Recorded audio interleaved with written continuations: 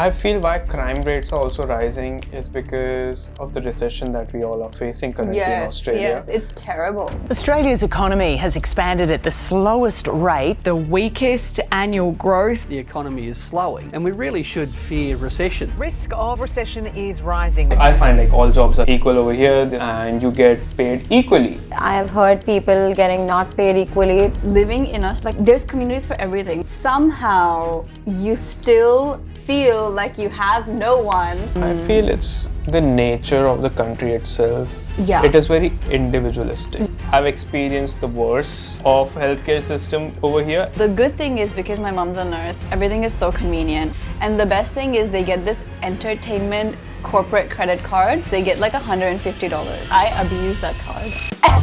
I abuse it so much. Please adopt me, please. Aussie accent is the worst accent that I've heard. Oh my god. 2 o'clock this morning, my wife comes in and says, oh, the shop's been, someone ran into the shop. People living in Europe, they can just go to Spain, Italy, France, anywhere, London, and just travel around, and you'll be like, wow. And they can spend a weekend. But here you can't do that weekend system. Where will you go? I feel Australia is a great country, no doubt. Yeah. But at this point of time, it's really messed up. Welcome to another episode of Australia Unfiltered, where we have candid and insightful conversations with people living in Australia. This series is powered by Anka Cookie Co, and thank you Aussies group for this amazing podcast space. On your demand today, we have the OG trio, Nikita, Sara and myself, where we'll be talking about pros and cons of living in Australia. And yeah, so let's start with it, guys. Why did you choose Australia over any other country? So I think I have 2 simple reasons why I chose Australia. One was because I had to give no exam. To come here, you just have to give your mark sheets and you could come here. So education was easy. The other one was visa. It was 2+2.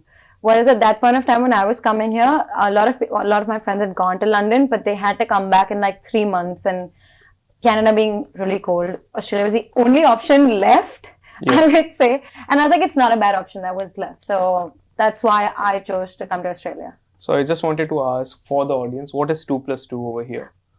Good one. So it was the visa thing. If you study in Australia for 2 years, then you get a visa to stay back in Australia and work here, do whatever you want for 2 years. You get like a temporary residency.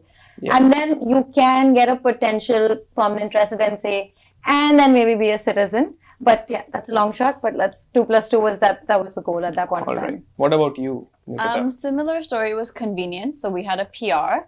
So that helped. Tuition was cheaper than US local tuition. So I came here for that. And then also I get to be away from my family. So, move out, explore the world, go somewhere international all by myself. So that was good. And yeah, it was a good experience for me to go to. I think it was very easy. No tests, same thing, no exams.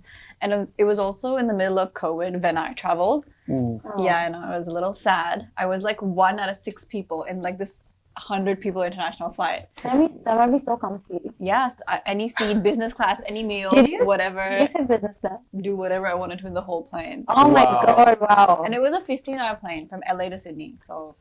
Yeah, good really for you. Good. Yeah, I know, but not at the time that you Yeah, not at the time. It wasn't easy. If you didn't have PR or citizenship, you couldn't come in the country. And you couldn't leave after that. Yep. Yeah. So I had to bet on it. But no, it was a good experience and it was just easy, so I did it. Yeah. I think for myself, it was the weather. Didn't know Melbourne would have such bad weather, but it was weather. Compared to Canada, like I had 3 options, US, Canada or Australia. I thought Australia would be great. Firstly, again, 2+2 and the weather, plus Melbourne Uni was giving me better education of what I wanted. And you can look about that in our first episode in Education in Australia. Anyway, let's go further.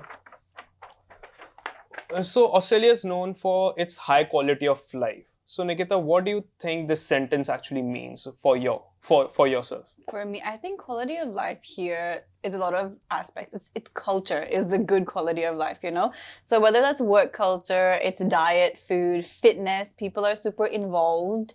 And I think the average Aussie experience is everyone kind of doing similar things that bonds them. Yep. Yeah. So everyone working out in some way that bonds them, or everyone, you know, being part of some bigger than like marathon, rock climbing competition, something like that, which kind of like brings people together. So the good things in life, diet, brunch, quality, meal prepping, it kind of what makes your community. Yeah. I feel like that's the most amazing thing about Australia. That's good. Yeah, What about true. you, Sarah? I think as an international student from India, high quality of life and living freely, having the choices, and that's what Australia did. It's I feel it's not judgmental. Like judgmental when I say not judgmental, it doesn't matter what your skin color is, what size you are, what size of clothes you wear, what your gender is. It just accepts you that way.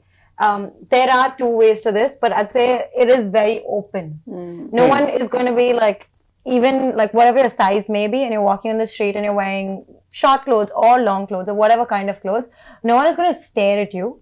And I have experienced that like before, where people are just staring at you when the eyes on you. But here, no one cares is also a good thing and also a bad thing, is what I'd say. Yeah. But I'm taking this in a good way, where you can live your life and be yourself, and no one's going to judge you for who you are or what you are. Makes sense. Yep. Yeah, but I have doubts with the skin color that you said. But anyway, we'll talk about it. We will later. get to that. I do Yeah. want to talk about that for sure. Yeah. For What me, do you think? yeah. For me, it is the work-life balance. Fortunately, I was a part of the company where work-life balance was a must. It was just 9 to 5. I got no calls after 5 p.m. compared to back home in India, where I was working 9 to 9 or 9 to 10. I've even given overnights for a job. So Yep. very different experience that I got. Yep.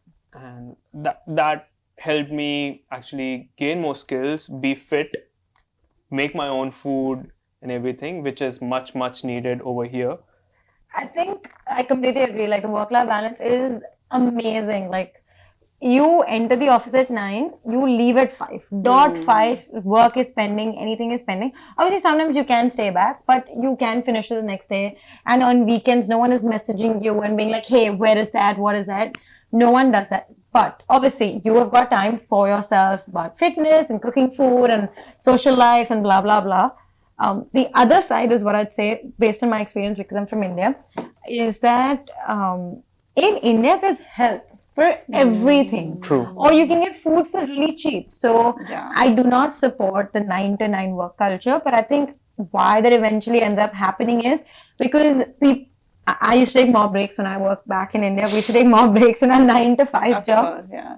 And then when I went back home, there was food prepared, or if I want to buy food, it's really cheap from outside. So that is an easier thing. Social life could be a little later at night because things are open later at night. Yeah. Though I prefer the Aussie 9 to 5 culture because I feel it gave me hobbies to learn.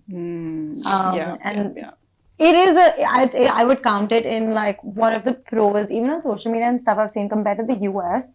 Someone came to the US and she put a TikTok and it went kind of viral where she's like, I'm shocked that people are taking leaves in the middle of anything. There's maternity leave and there's paternity mental leave, health day, and then people leave at 5 and this is a big Actually, if you compare it, because US 9 to 5 is kind of like 9 to 7, their lunch breaks are like hour, 2 hours, easy, and then they come back in. Australia is the chillest country where people, I kid you not, will come in at 7. Yeah. They'll drop their kids at 7, they'll come in at 7, and then they'll leave at 3. Yeah. They'll leave at 3 p.m. They'll be like, I came in at 7, I'm done for the day. You know, people can even come at 5 and leave at 1. It's on them. It's on flexible them. working. It's Yes. good actually. And also on top of that, Australian lunch breaks are 30 minutes to 45 minutes. Yeah. They want to eat what they've home prepared or like, get it, whatever work lunch they get. It's very eat your thing, chat for a bit, and then literally in the middle of the table, it'll be like, sorry guys, I gotta get back to work. Yep. No meeting, nothing. They just want to finish work. They want to go home. Yeah, you know? true. And on that, I've also realized some people, they just eat it on the table. They're like, oh, I ate that on my table while I was working, so I'm going to leave another half an hour early. Yeah. Yeah. It's Yeah. very, I'm one of them. Bye. Okay. Well, obviously we talked about work-life balance. I feel there's also a term called healthcare system that we should be talking about today. Yeah. And how do we feel about it? For myself, I've experienced the worst of healthcare system over here and the best as well. But I would like to know about it from you guys. What about you, Nikita? Okay, I have two perspectives. One, because my mom works in healthcare in Adelaide, and two, coming from US, what that private healthcare was like. So the good thing is, because my mom's a nurse, everything is so convenient. Surgeries can be set out whenever she wants to, and it's like medicines. Can your mom adopt me? Yeah. Medicines readily available if she goes in with a prescription. Doctors are always talking to her, so she can always be like, hey, like, can I set an appointment for this? I need it tomorrow. Appointment for tomorrow. Wow. It's like pros of being a healthcare employee. And the best thing is they get this entertainment corporate credit card where every 2 weeks they get like $150 on that card. Oh. And you use it for food and entertainment. I abuse that card. I abuse it so Listen, much. please adopt me, please. It's like, yeah, and for me, it's like lunch and coffee every day is covered. Wow. And that's coffee and lunch in Melbourne, especially, it gets expensive. Yeah. You want this matcha to be latte. out on... Yeah. Please don't rob me. And then the con side is obviously coming from the US, where private healthcare is such a big thing. The rumors you hear on social media are not true. We prefer it. It is $300-ish a month for a family, maybe $400, $500. For a family of 4. 4-ish, yeah. So it's like $100 per Yeah, person. and That's not bad. sometimes it's corporate, so they pay it sometimes, and most of the time they pay it. In the US, dental care so taken seriously because insurance covers it, right? Every 4 months they'll get a call. You have a cleaning, you have braces, you have this. Everything's covered. We pay maybe $60-70 out of pocket. Everything's covered by insurance. Wow. Even if you say, oh, I need like a vasectomy tomorrow, you can. Why the hell did you think of vasectomy out of all these? And why looking at me? What did I do to you? No, I couldn't think of it. I'm talking to you. I couldn't think of any other surgery. Bro, why I was thinking of something else. Was the intestine surgery? appendix? Appendicitis, Yeah, sorry. yeah. But whatever. So if I wanted it tomorrow, I can go get it. It's really easy. IUD, I want it set in me. Tomorrow I can get it done. That convenience with the price you pay for it, it's very nice. But this is with private health insurance. This is there is no system or like concept of public health. There is no public health. So yeah, if an ambulance gets called on me and I'm saving $500 a month by not having health insurance, I have to pay maybe like $30K. Yeah. 30K? Yes. Might be 3 to 30. It Yeah, depends. What 3 to 30? Depends. I've heard about 3K. Now I'm hearing from you. No, about that's it. 30K. In the US, that's what she's US. talking Oh, about. in the US. Yeah, Oh. yeah. So American Not- ambulance. Oh, I yeah, was I'm like- comparing. So this is if I have no public healthcare, or sorry, private healthcare. Public healthcare, no concept. So it's like, if I don't have an option. Yeah. Okay. So we're fortunate. I'm covered under my dad, and then I'll be covered under my corporate if I was to work somewhere. But yeah, people do it to save, a lot of people, if you're trying to save money or cut back on expenses, because how many times a month do you really go visit the doctors? American pharmacies have everything. There's a melatonin gummy, there's a sleep gummy, there's a headache gummy, there's a gummy for everything. So, Yeah, true. They have gummies for everything. yeah, and like more medicine is available. I got it a little late. No. But this is again about the US. Yeah. Compared to Yeah. Australia. Now let's come But back to Australia Australia. doesn't have any of that, right? The smallest thing I have to get a prescription. Oh my god. If I have tonsillitis, I have to go to the doctors to get penicillin prescribed. Dude, Come on. Yeah. even when you go to the doctor, they'll be like, oh, here's a Nurofen. And you're Nurofen like, or Panadol. yeah, Nurofen or Panadol. You should just take it. You have COVID, take Nurofen. You have a headache, take Nurofen. You're dying, take Nurofen. I am not kidding this. Answers of Nurofen. Yeah. Yeah, I agree. Like, I love Nurofen. Nothing against yeah. Nurofen. But I just, there should be some other medication. What I've heard about the healthcare here is they are not dependent on medication, but they want you guys to get cured by yourself because that's how the body heals. Yeah, they want naturally. you to rely on immune system. Yeah, more, so that's the reason for And then it. they gave us those viral shots which actually Make you sick.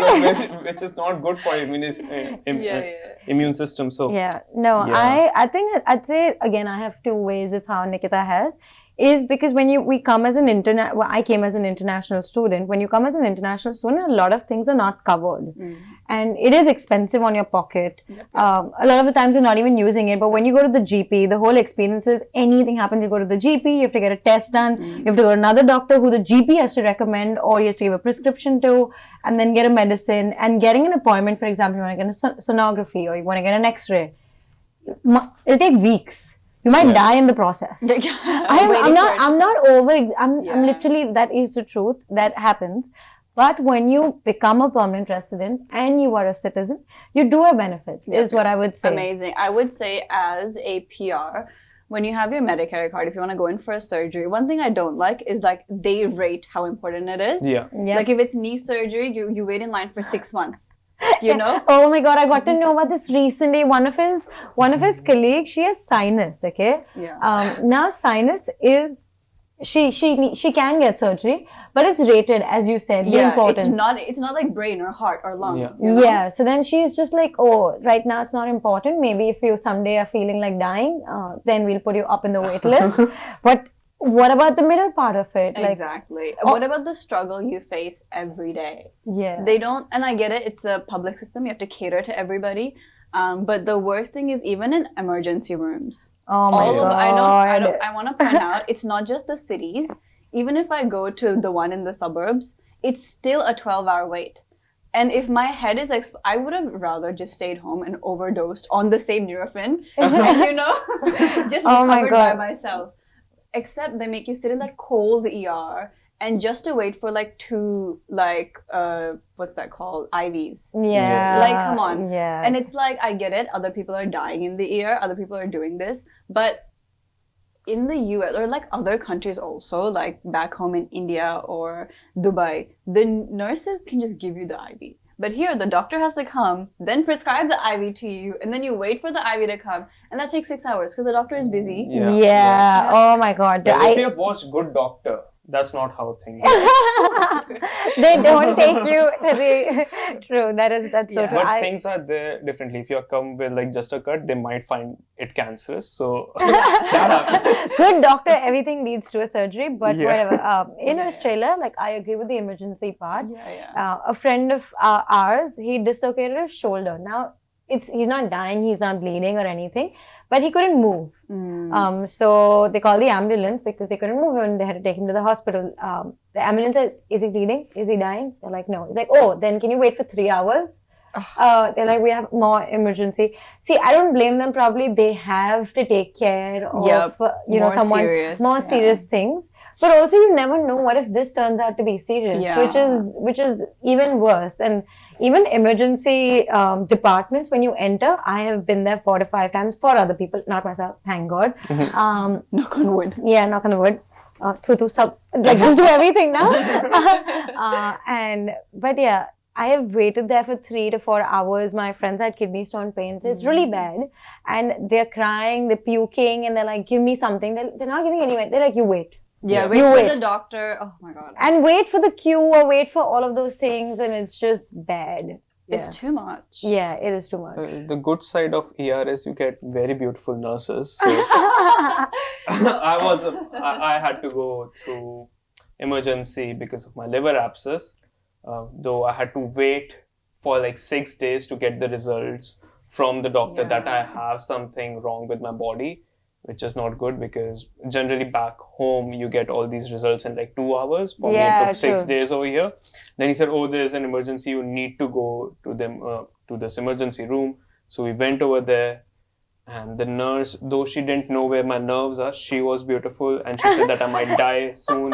There were many things that happened. But I would say on that, I'd actually like to add, because I was there with you, is I've been to the emergency room 4 to 5 times, and in those cases, they didn't take anyone immediately, but it was his case because obviously his case was very serious. We walked in and we were like, literally, we would just went in, gave the reports, and we literally walked in. We didn't, we filled in, did everything later on, but his was a very serious case. So I agree, they take, depending on the cases, but I've also experienced people who were not that serious, but at that point of time, they feel that they're dying and of they need to course, be in the of moment, course. and you when need to you're take it. feeling it, it's the worst. But for the surgery also, they took a lot of time. Like I explained this to one of the doctors back in India, like what is happening to me. They said that you need this procedure to be done.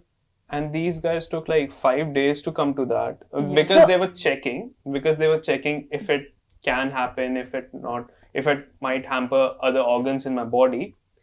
But you can be fast in this. So I agree, completely agree, and I didn't like that system. But what I've heard why they do it, I'm not for it, but I'd say why they do it, because Australia is a very risk-averse country. They need to be 1000% sure, not 100% sure, and they cannot totally be 99.9% sure. They need to be 1000% sure that okay, this is the case, and I am sure because I'm not sure. I don't have the knowledge. Even the risk averseness that you said, it's even in corporate. They have a risk contingency plan for everything. Yeah. Why do you need a risk contingency plan when you know nothing's gonna go bad? Why do you need it? No, I get that, but I think the good thing with Australian healthcare is that everybody, no matter of social status, if you can afford it or not, you get what you need, right? You get what you need. And if you can't pay that part that Medicare doesn't cover, most institutions will help you do a payment plan. So even if it's $30 you can't pay, it'll be a 3-month payment plan. Which I think is amazing. But everyone gets, catered to. True. I agree. Awesome. Now let's move on to the next topic, which is judgment. Like like all jobs are equal. Like I find like all jobs are equal here. They're equal over here. There's no judgment of what you wear or what you do, and you get paid equally. What do you think about it, Sara? So I don't know about the equal pay thing. I'd say that is something I can't comment about. I have heard people getting not paid equally, being immigrants or non-immigrants or gender-based as well. I feel that happens in Australia. But when it comes to judgment, and one of the reasons, as I said earlier, there's freedom of thinking. Like you can think, you can be what you are, who you are. You can do any job. Like you can drive an Uber or you can work in corporate. You might end up earning the same because the more you earn, the more tax you give. So, lol. Everyone eventually ends up being in the same bracket. So that's why there's this mutual respect for everyone. There's less judgment. Also, people don't judge you by what you wear. What your gender is. Maybe people will judge you by your skin color, but rest, I don't think so. And that's a good thing. People do not judge you on your tattoos. Oh, yes. Amazing. Yeah, during corporate, I've noticed like my managers, the most corporate people ever, full sleeves. Like full tattoo sleeves, neck tattoos, but they take you so seriously. They value your opinion, They value your mind and your personality than your body. They let you be who you are rather than being like, oh, this is our culture. You have to adapt to our culture. Even dyed hair. Oh my God.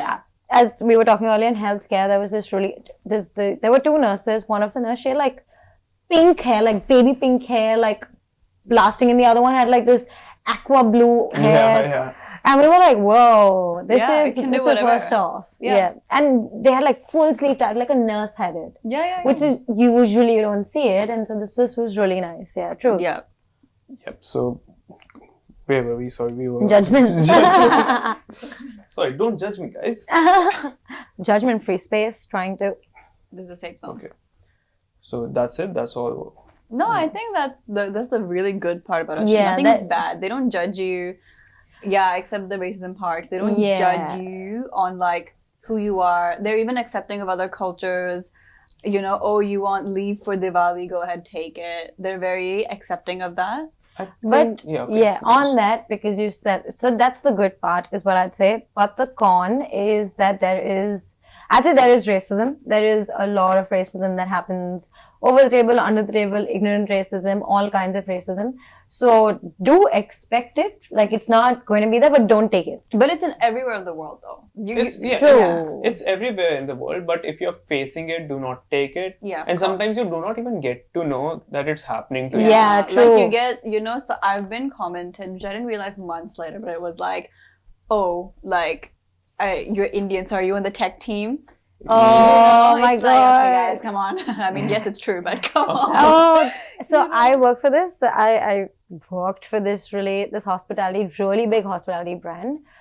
Should I name them? No. No lawsuits, sorry. Yeah. We just started this. Okay, fine. I was thinking, okay, fine. I won't name them, but whatever they do, we went at MCG, just a hint. Okay. And this one old white Australian lady, I was walking with her to the kitchen and she's like, you're Indian, so you're in IT.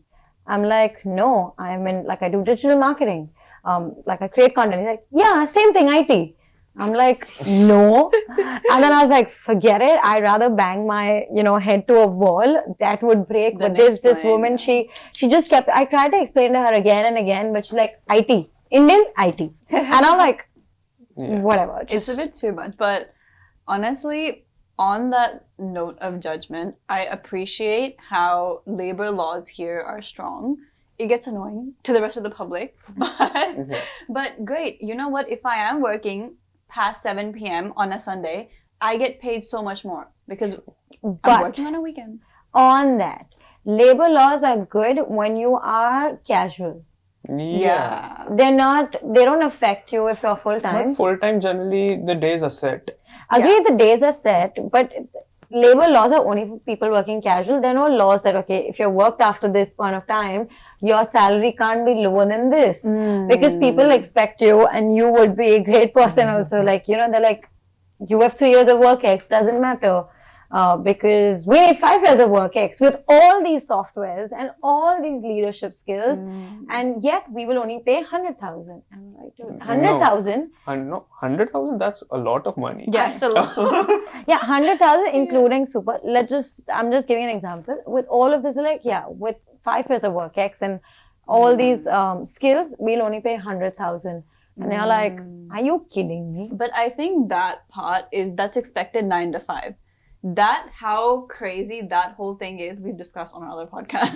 Watch the it. other one too. Oh my God, are we promoting our other podcast? No, we're not. We're talking about the pros and cons of living in Australia that we've experienced. Yeah, true. But the judgment part, I would say, if you're a trade, like a carpenter, for example, and then you're working overtime late, then you get paid. You stayed back for this many amount of hours, you get it. That's great. Yeah. And then the no judgment part is no one judges you for being an electrician. Like, my gardener was a CA.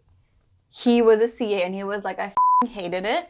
And now I earn more as a gardener. True. I'm so sure you might be earning more than the whole household of yours. Yeah. He's like, I earn so much more now per hour. Just headphones in and he's just in his little cart around our little, True. yard. I'm like, amazing. Yeah. Like, everyone is happy what makes them happy. Yeah. And other people recognize it. And like, if you're happy doing this, the government supports you. People around you have no judgment on it. Yep. So you be happy.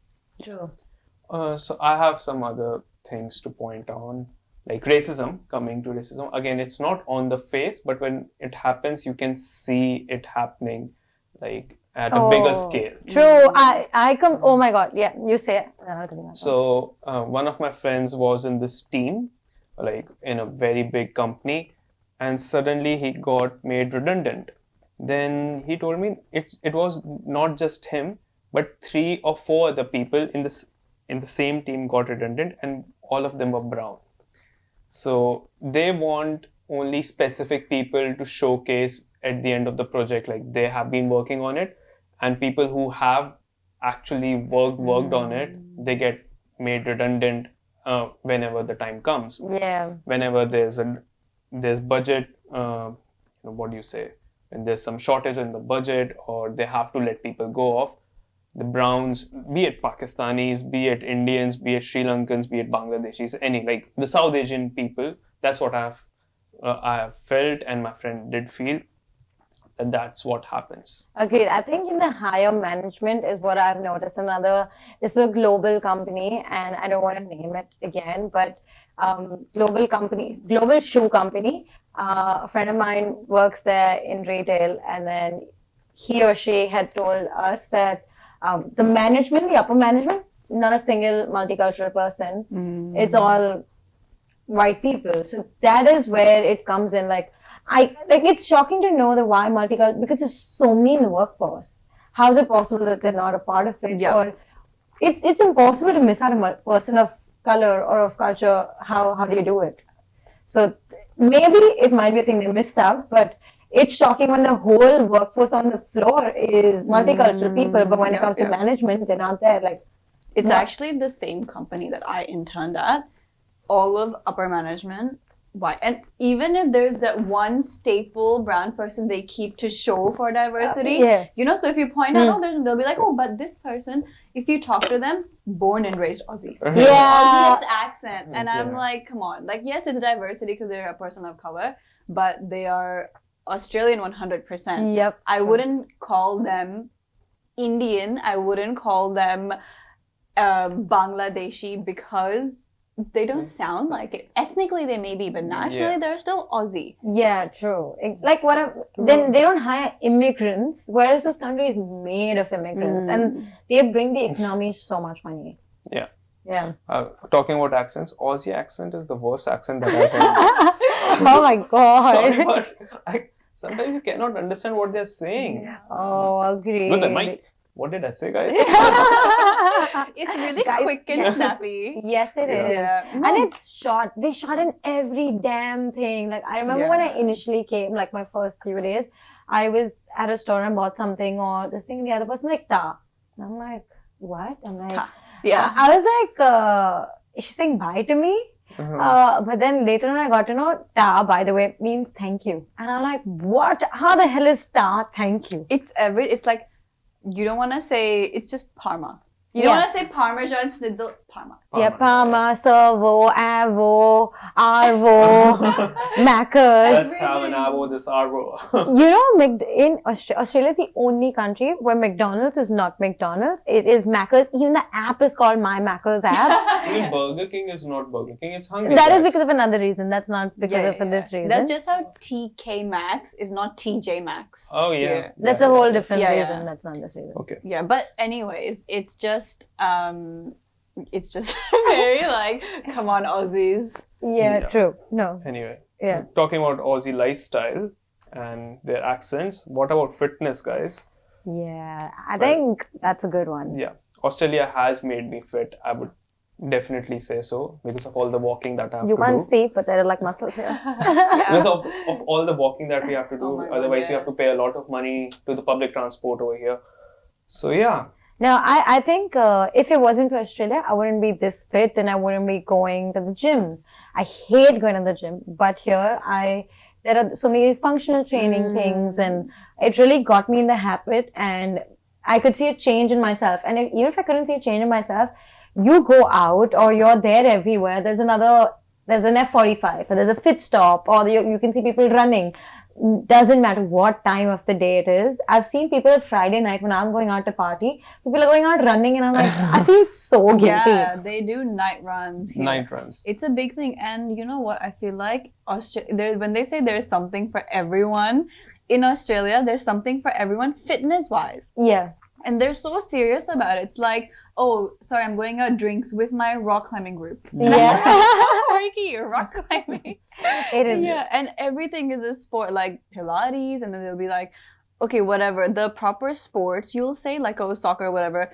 People they're so serious and into this fitness thing where, yeah, they'll go to the gym, but also they'll be like 30-something. They'll be on a rugby team playing for their little, county or their little area, suburb. Yeah, suburb. You know, they'll play for that. There'll be little competition. They're so involved in it. Yep. And you can't avoid it. Yep. If you want to be a part of the culture, which is a great thing, I guess, you get forced into being somewhat, to like a good fitness level, and you'll find it. Like if you're a dancey person, you'll do Zumba, Yeah. If you're a weightlifting person, there'll be weightlifting competition. There's a competition for everything every weekend. They love their marathons, Ironmans, triathlons. Oh, yeah, true. Love.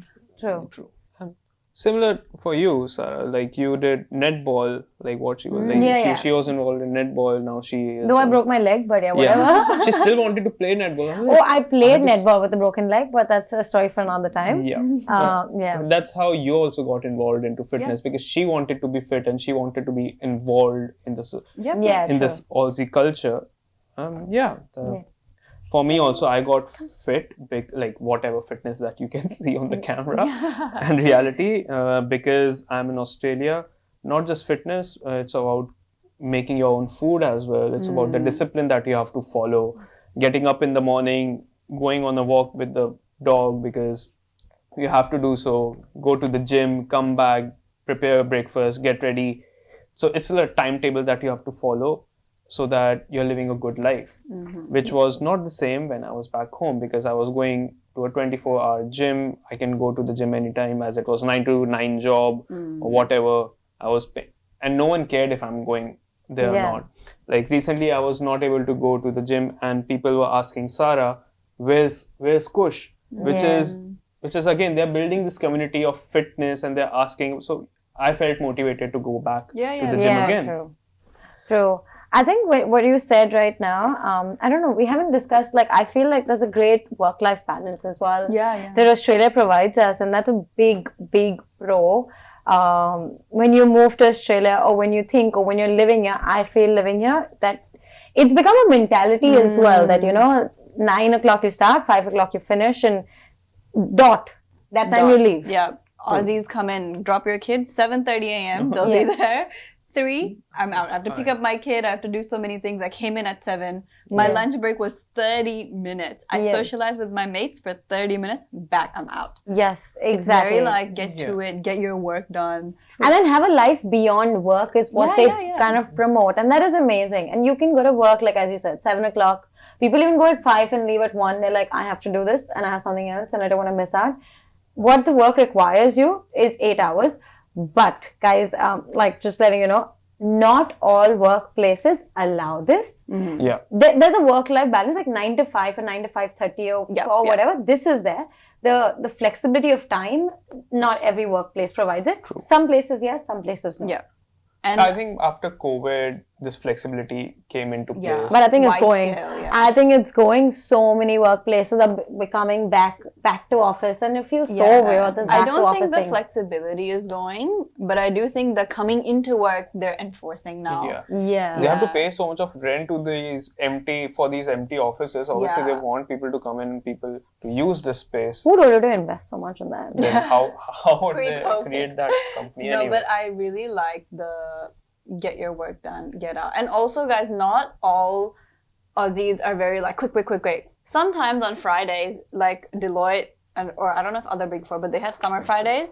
Yeah. So you end at 2, I think, and then you're legally not required to work after 2 on Fridays during summer. But not all companies and not all Deloitte departments is what I'd say. Yeah, like it's cautionary, I would say. Yeah. It depends Tread on your lightly. manager. Depends, but it also depends. Like every company has its own perks. Like Grant Thornton, every other Friday you get off. You know? Listen, you worked at great places. I'd say one place that I worked with is great and really flexible, but the other two, I don't even want to talk But about do you them. think it's because the fact that it's marketing, or would you rather say do you think people who work with more technology get that freedom a bit more, or do you think consulting maybe Deloitte and Big 3 get to be more social, go to more events, whereas other companies? No, I think that is the case, be it because it's more tech. I don't know why people think tech people are more smarter. I'm not saying you're not smart, you work more harder, you've studied more, completely hats off, I couldn't do it, but that doesn't mean other people are not, and others would also value it. So I agree it's a tech in a Big 4 or a big company thing. I don't think all companies do it, and one place had good culture, the other places, even though I'd say one of them was a really big company, like it grew big, that's not the culture. Okay. Yeah, I think it depends on culture to culture. That's a huge thing, yeah. Okay, nice. What I like about Australia is how it is pet friendly, be it restaurants, be it... Proof. Laura, get up, you need to get up. She is sleeping. Don't. No, she'll get up. We will show you, we have a dog in our podcast in a studio. Here. Hi everyone, this is Laura. I just woke her up and I'm so sorry about it. Hi. She's like, Sorry. couldn't you save me? She doesn't give you that look. It's okay, go to sleep. Excuse me. Yeah. No, but I like how Australia, A, they're pet friendly, B, just how disciplined they are. Their pets are also just as disciplined. Oh my god, that's crazy how smart they are. Yes, because my dog, he's 1 year old, and he has those impulses, right? But I see my neighbor's dog, they're out every day at 6 a.m. I take my dog out at 11. Your dog is spoiled. Yeah, I take him out at 11 and then we go back out at 6 or 7 or something. And my neighbor, they'll go out at 6 a.m., 6 p.m. every day. I'm like, how do both of you have that discipline to, And also like, because my dog runs around, but he has that, like if he's tired, he'll just sit where he is and then I have to wait for him to get up. But then her dog, if she goes on like 2K, 3K runs, he'll go 2K, 3K continuously jogging with her. And I'm like, what? How? Have you tried going for a run with your dog? It's too hard. Even if I try, if he wants to stop, he will stop. And I have to wait for him. Like, okay, when you have the energy, get up. Yep. Yeah. But they're pretty, they're disciplined. They know what to do. They follow all the commands, they which is go great. on what they follow the example of the owner. So I get that. But I like how Australia is more pet friendly than I would compare to the surrounding nations. Like workplaces are pet friendly. Yeah. But also, can I say something? Like, I feel Australia has so many pets. Like, I feel every third person does have a pet in Australia. That is because it is so lonely as a place. So they fulfill it with a pet.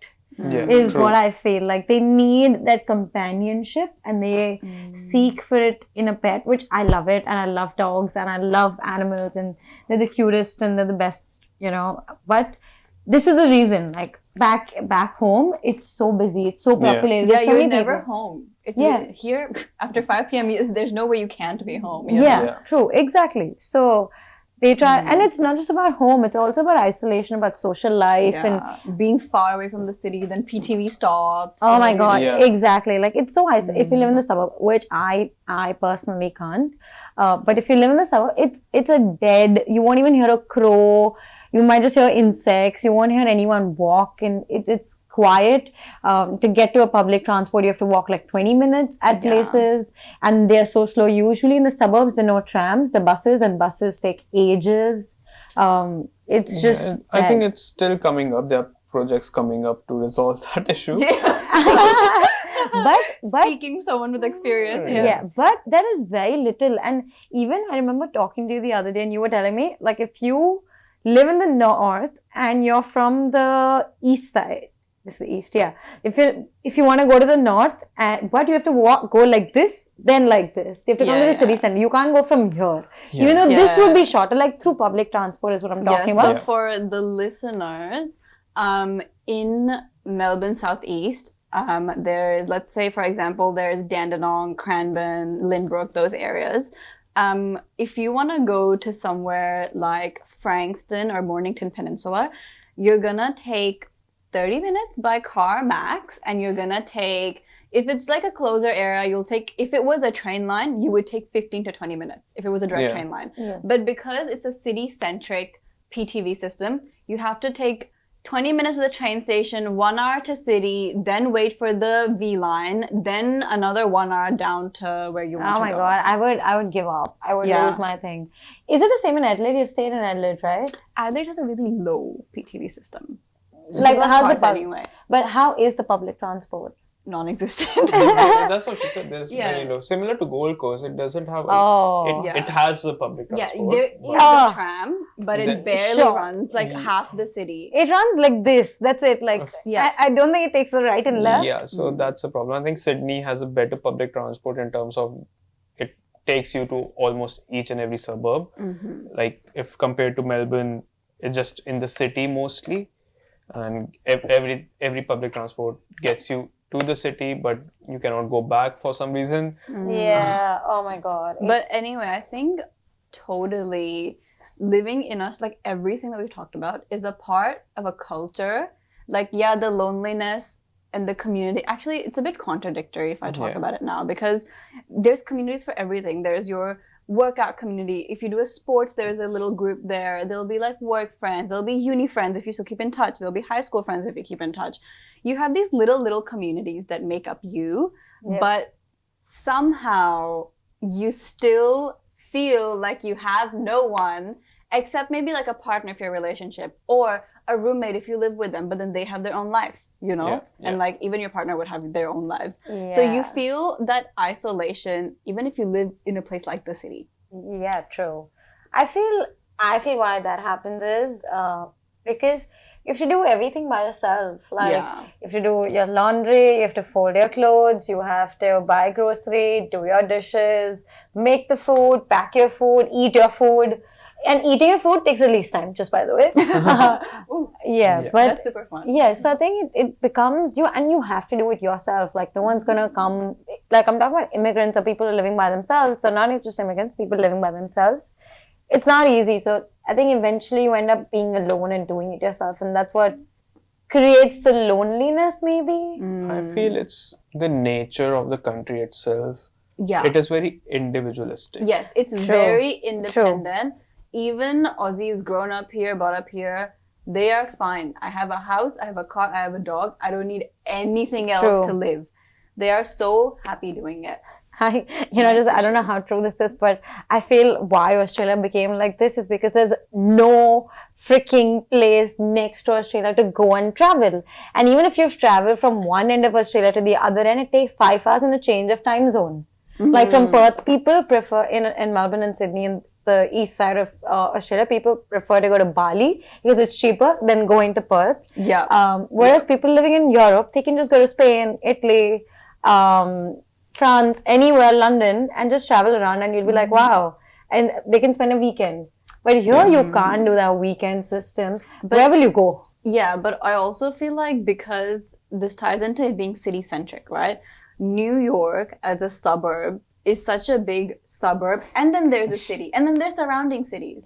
So if I'm not living in New York City, I can go anywhere around it. Like Manhattan, I can do anything within New York. But if I'm in Australia and I'm in Melbourne, yes, there's Brunswick, Fitzroy, but they're tiny.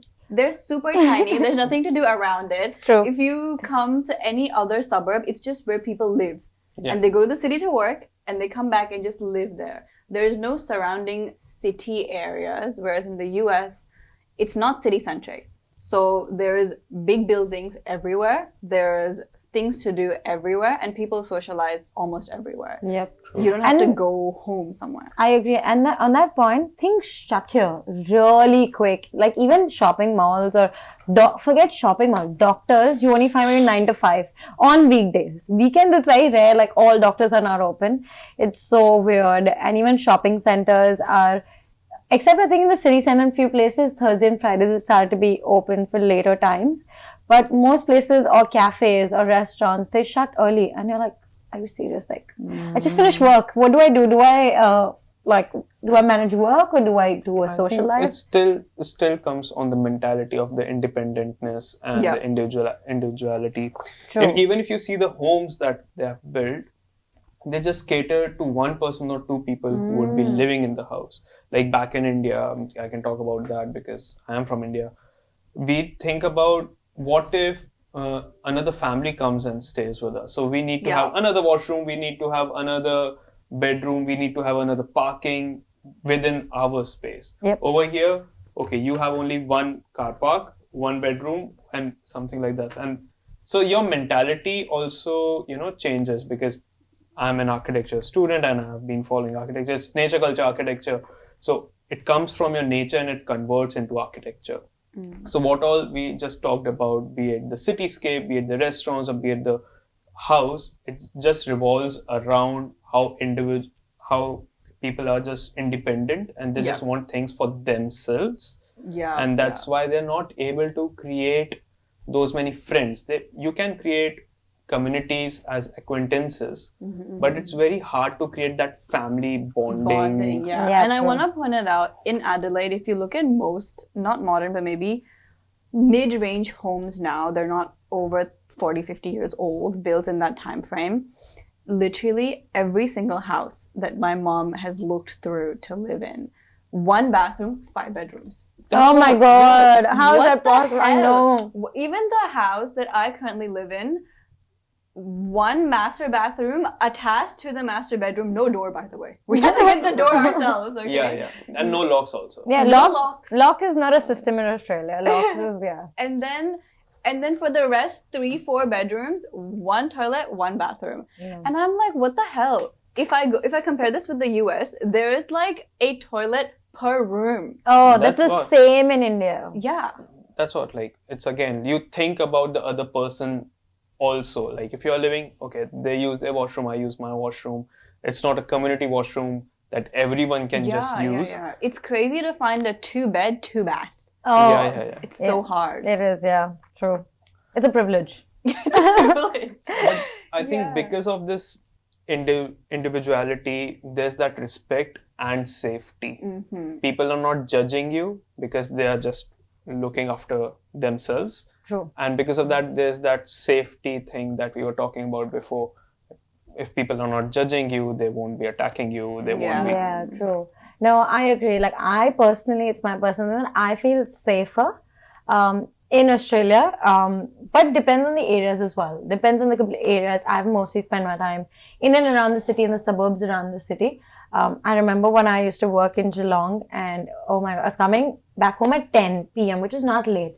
Not a single crow, even at the at what do you call it, the train station, and I was scared. And when I spoke to another, like my Aussie friends, my Aussie colleagues out there, I was like, I felt so unsafe that there was not a single person around. Something happens to me, I don't have any. Like, isn't that a good thing that no one's around you? Like, you're safe. Yeah. I'm like, I feel safe if people are there, because something happens, I can scream and someone can protect me.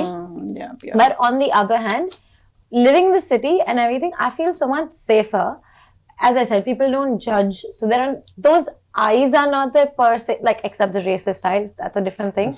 But except the racism part, I feel I don't feel safe, and I feel safe in that way, is what I'm trying to say. Back at home, I just feel like there's anything I do, like, even if I'm wearing full clothes or half clothes or whatever, people are yet looking at you, is what I feel. Also, Australians have no concept of ghosts. Have you ever spoken to an Aussie who's been like, oh my God, They have insects. Yeah, They have insects. they're scared of anything can attack them except humans. Over here, thank God. Like, a spider would just jump or a snake would just come. And they're the you. deadliest of everything. Literally. Deadliest snake, spider, kangaroos can punch you and kill you. So where ghosts have no space in this area, like they couldn't maintain their... Not concerned about ghosts. You won't survive here. Yeah. Don't move to Australia. But what do you feel about safety here, Nikita? I actually feel in the suburbs, I'm really happy with how family oriented it is. And you know, some suburbs, there's more, you can almost find people of your culture. So you'll find Italians on the street, you'll find Greek people on the street, you'll find Indians on the street, you'll find Sri Lankans, you'll find Nepali people. It's very multicultural. However, recently, and this is only very recent, in the past literally 3 to 4 years, teen crimes have increased drastically. So there's stabbings. Yeah. And stabbings of police officers, not even people around. There's house robberies, and there was a scenario in Cranbourne recently where there was a teen trying to steal his car, and he physically pushed her or something. He might have like yanked her arm or something. And then he ended up going to jail because she was a minor, and he hurt a minor, and she fucking scratched his car or whatever. And it's like, it's a bit unfair. And also, Australia doesn't have a proper juvenile system. Like in the US, there's a separate juvenile jail you will go into and get transferred. That's how it should be. That's how it should be. But I don't know much about the system here. But it's just really unfair because you're intruding my house. Do I not have the right to go back at you because it's my self-defense? Space? Yeah, and also, did I bring this up about like the robber by neighbors? No. Okay, so my neighbors, before she moved into her house, there were kids that broke the window, got into her house. The house was empty. There was literally nothing in that house. No furniture, empty. So because they didn't have anything to steal, they left all the taps open. What? And it overflooded. She had to pay $200K extra. Oh my God. And she didn't get, because it wasn't like she wasn't insured properly, or there was some issue where she wasn't moved in, so it wasn't insured or something like that. But it was out of pocket. Damn. I feel so bad for her because she. Oh my God, it's just hurting me. Imagine $200K loss, and now poor girl, she wanted her parents to come live with her, but now to make up for their loss, she's living in the master bedroom and renting out the other 3. And I'm like, I feel so sorry for you, girl. I feel so sorry. That's bad. Come That's on. so bad. Yeah. So I feel safety and crime are two separate things. So when I talk Yes. about my safety, yes, but I'd say there are lots of crimes. I've even heard this. This is in Victoria, one of a really big shopping center. There used to be a police station inside the shopping center, but because there was a lot of crime being reported, they removed the police station so that the crime rates are not there. Imagine, so they don't want to capture the crime rates. So this is what I've heard, controversial or whatever. Maybe. I feel why crime rates are also rising is because of the recession that we all are facing currently in Australia. Yes, it's terrible. Yeah. People are getting laid off and people are not getting jobs. So all these teens who are looking for jobs, all their jobs are already with someone. So they cannot get those jobs. People are getting laid off. They do not have jobs. You need to get some money. I think that's how you can, if a crime rises in a country, we can see that recession is hitting that country.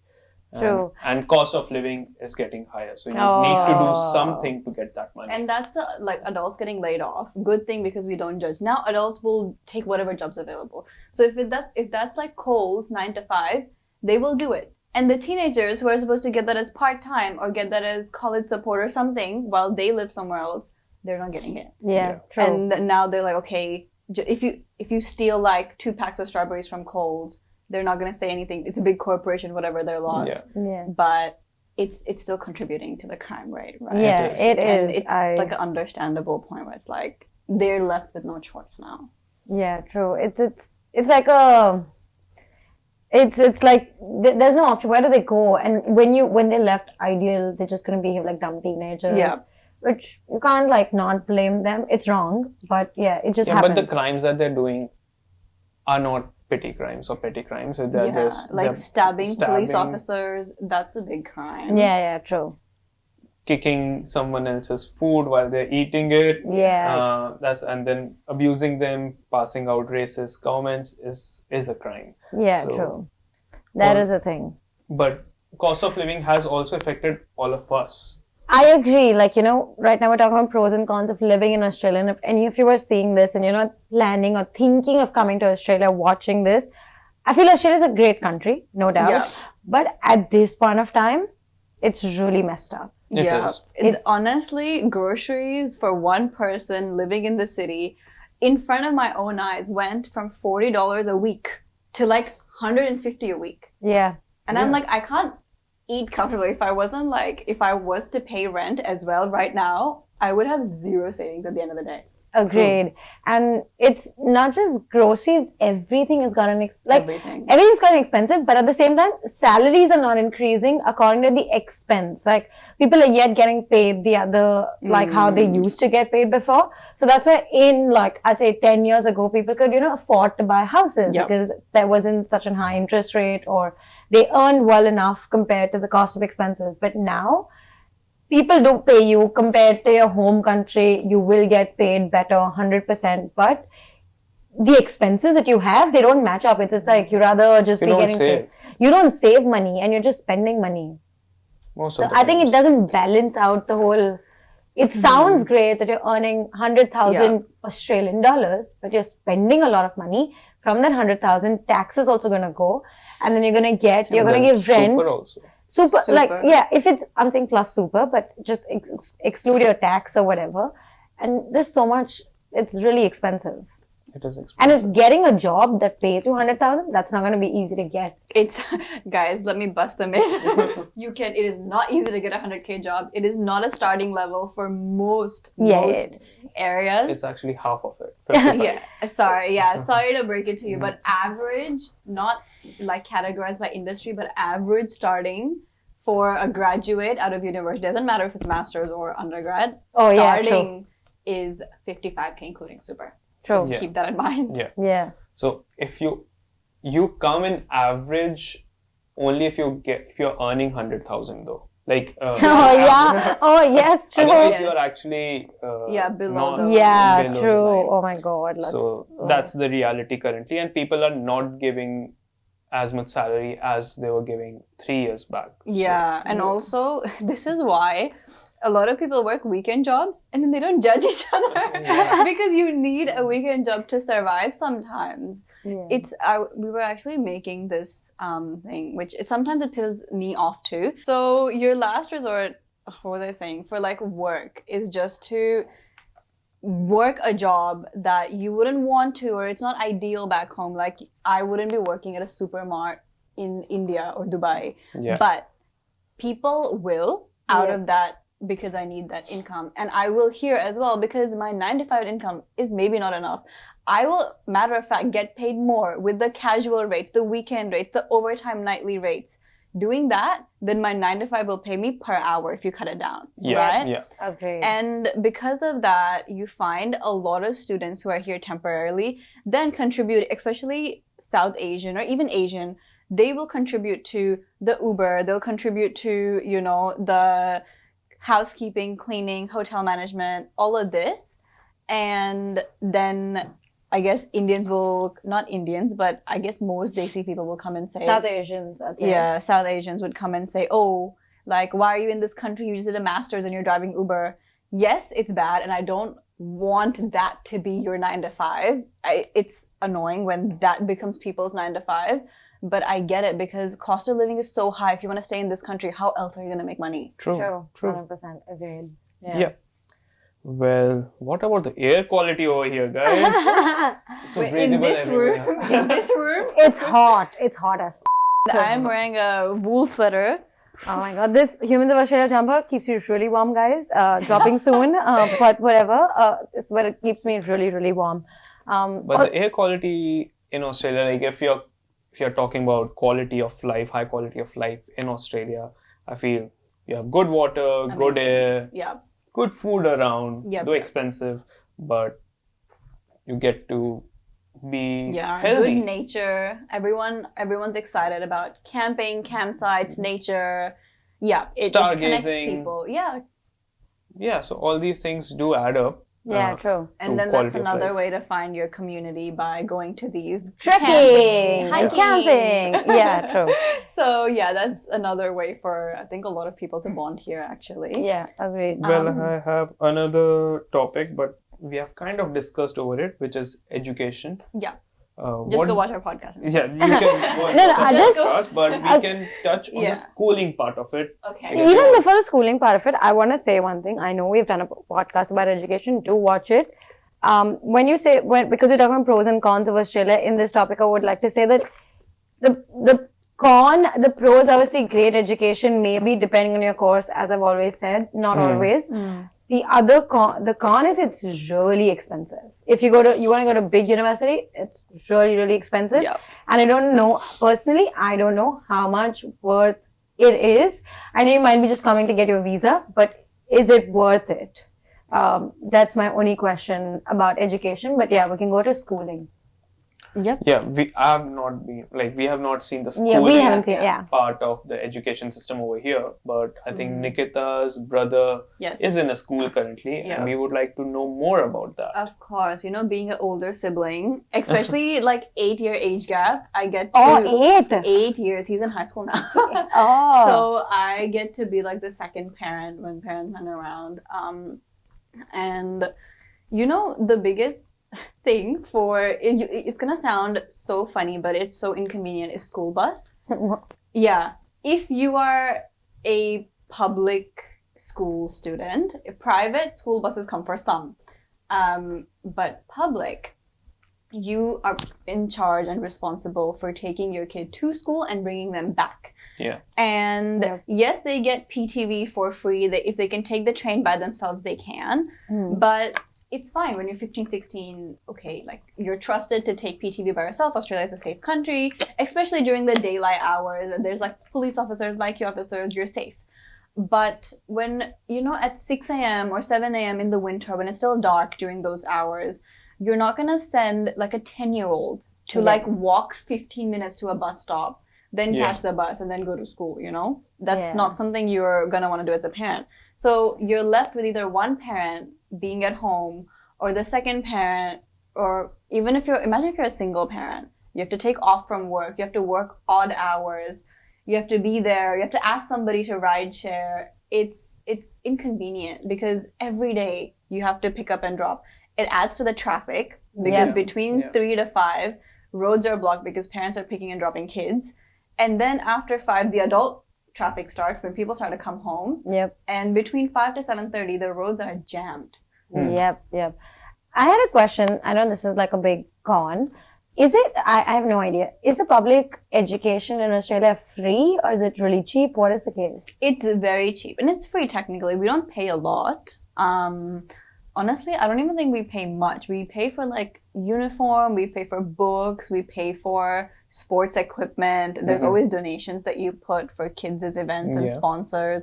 You'll buy like cookies for like their sponsorship events or like fundraisers, you know, they will do a lot of those, and parents are really like spirited about schools, which is great because in the US you see crazy amount of this, but US also like you technically do put in funding for your kid even though it's a public school. Here we felt that it was great, sports are good, you don't pay as much.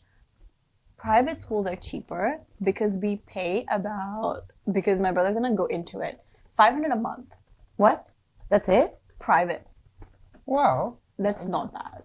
Yeah. Like, even if you say, 600, 700, 400, even if that range is there, because I'm talking about one specific school in the country, right? Even if there was a range, that is so much cheaper than my private schools in India that my parents had to pay for. I think probably that might be, but I've also heard private schools in Australia.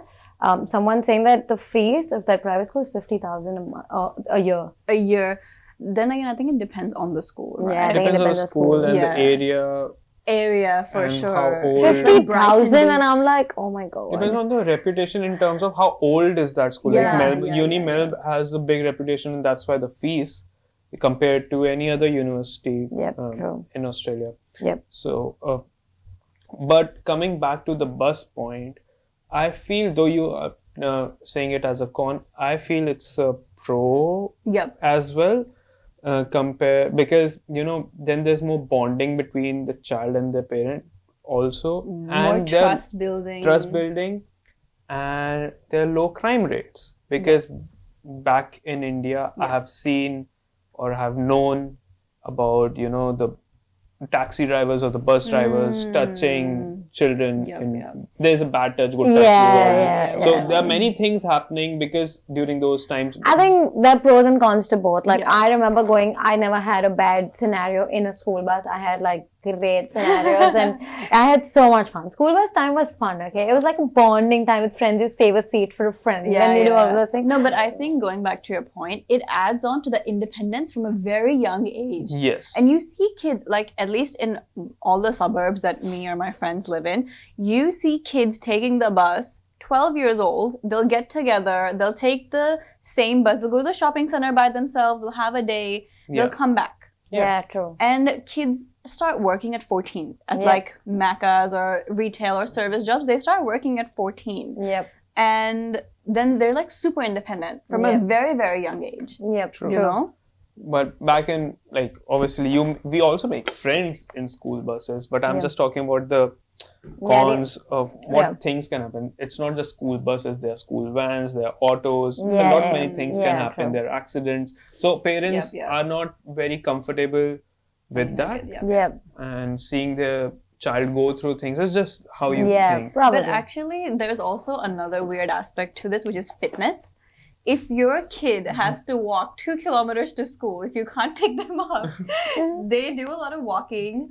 Or you know what? Sorry, but it sounds like those stories that our parents tell us. That I walked the hills and mountains and went to school. I walked for 10 kilometers. I think these guys do it, and that's how they become independent. Yeah, Lol. And also cycling. So many kids cycle and bike to school. It's independent, right? There's bike lanes. Yeah. These kids are not afraid to drive in between traffic because they have a bike lane. Yeah. And they've been doing it since they were kids with their parents. So they have the skills to do that. People will take those segways or little e-bikes or whatever it is. Kids here are, very smart too, I would say. They are street smart. Street smart. Because they have to be. Yep, true. Agreed. And so, but that's why they have these very good calves, all these Aussie people. Yeah, oh my god, Aussies have the best calves. I just started thinking they have the best freaking calves. You will end up getting calves, I'm not kidding. You will. You will. Yep, I think I have a little bit. Very little though. Little only. You don't feel it. You see it. Okay. Guys, whatever. Okay, coming to the fun part of the podcast, Oh my which God, is the yay. rapid fire round. The winner gets the Anka Cookie Co hamper. Oh, wow, powered where is by- it? Over here. Yay! No, it's Australia. Ah. Yeah. Anyway, well. I'm gonna take it this time. Okay. Let's see. Let's see. Okay, Yeah. how it goes is I'll ask first question to Nikita. Nikita Okay. would answer and then you answer for the same. And then I'll ask you the question. You answer first and then Nikita will. Got it. I'm excited. Okay, Nikita. Let's brush it off. Things that make you instantly hot. Like attraction-wise, or Depends on you. I think red lipstick. Oh. That's one. Or letting your hair down if it's tied up. Mm-hmm. Yep. What about you, Sarah? I think a little black dress. Little black dress? Yeah. LBD. Oh. LBD. It takes time to put it on. Okay. Yeah. It's worth the time. Okay. Sarah, what is the key of making friends as an adult? I think finding similar interests, because if you can bond with similar interests, that would be really helpful. Otherwise, no. It's like you can't, as an adult, you can't go back to the phase where you try to discover and do and adjust. I've given up. I've lost that shit. Yeah. But doesn't opposites attract anyway? I think the good thing about Australia, there's so many communities. There's a community for everything. So you can join if it's a religious community, if it's like a community service thing, you'll find that. There's also Wish Kit community. Oh. So there's a community for everything. So you can find friends through a lot of apps. Like Australia is really proactive about that. There's this app called Meetup where you can, like, I think it's everywhere, but yeah, you can make friends through community. Okay. Nikita. Okay. Being friends with your ex or ghost them? I think being friends. Yeah. I go Be the nice same, to being everyone. friends. I I don't would mind ghost being. them. Or they have ghosted me, whatever. Oh no, so say they have ghosted you. Yeah. not you. I think it's. Yeah, you had no other option but to ghost them because they ghosted you. Oopsies. I know the story, by the way. Not all the stories. Oh, okay. Okay. Sarah, biggest mistake you made when it comes to money? I fell for a scam. I'd say that. I think in Australia there's so many scams. So Yeah. it's so easy to fall for a scam. And I fell for I wanted to get a pet and then I fell for this pet website scam and I felt so bad. That The also biggest one big. is like MyGov scams. Oh. They're also really big, yeah.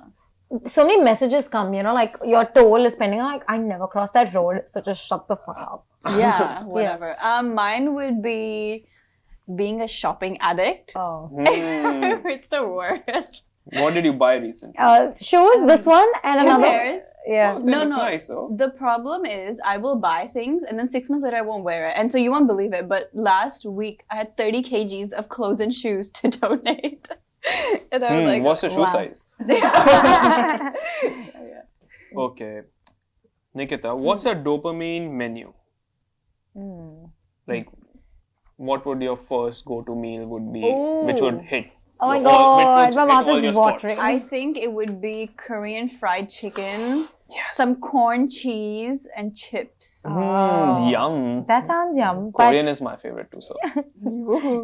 I think I have two that I'd go, but one is Indo-Chinese for sure. The other one is Pani Puri, like any chaat, Pani Puri, Chaat in Sev Puri. general, yeah. Oh my god, my You mouth guys is need to watering. come to Cranbourne and try all the food trucks around. We'll plan one day. Long weekends coming up. We Yeah, can yeah. plan. It's Drive really over. fun. Okay. Sarah, hook up with a co-worker or not? I think I wouldn't mind. Like, I wouldn't right now, guys. I'm in a relationship. But if I was single, I wouldn't mind. But I'm your co-worker. Oh. Oh. Not before marriage. Oh no. Okay, what about you, Nikita? I've seen this happen a lot in consulting and it's very dog eats dog. So I would say no, because then in consulting they come for your work then Yeah. and it gets really bad. So I want to stay away from that. Yeah. Yeah, like if it doesn't, I feel if I would hook up with a coworker, it should be from another department Yeah, that I was doesn't gonna affect say, my work. Different department, they don't collab with my teams, nobody Yeah. knows them. Yeah. But over here in Australia, if something like this happens, you have to tell.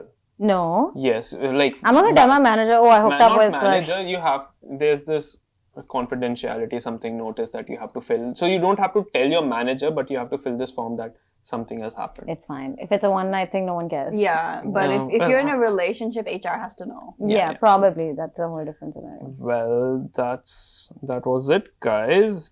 That was a difficult one. Who won? Yeah, they were Who won? both. Who do you have good to go answers. home with? Nikita, do you want to come home?